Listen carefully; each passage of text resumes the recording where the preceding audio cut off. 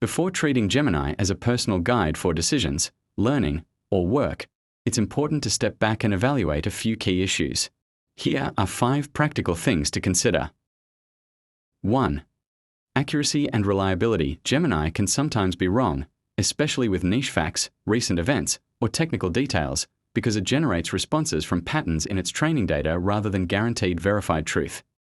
Always cross-check critical information, e.g., medical, legal, financial, or academic claims, with authoritative sources or human experts. 2. Privacy and data security. When you share documents, emails, or personal data with Gemini, especially inside Google Workspace, you are entrusting that information to Google systems. Before using it as a guide for sensitive topics, review your organization's or Google's privacy policies and avoid pasting highly confidential information. 3. Bias and tone of guidance.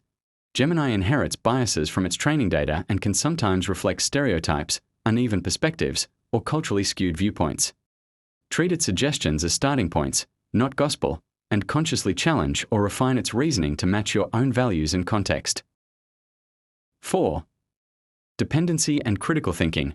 Relying too heavily on Gemini for answers, planning, or learning can weaken independent problem-solving skills over time. Set a habit. Let Gemini outline ideas or drafts, but force yourself to revise, question, and apply them without copying blindly. 5. Task fit and limitations.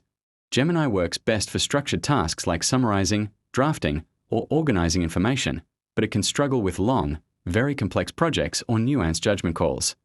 Before letting it guide your workflow, ask, does this require creativity, emotional intelligence, or ultimate accountability?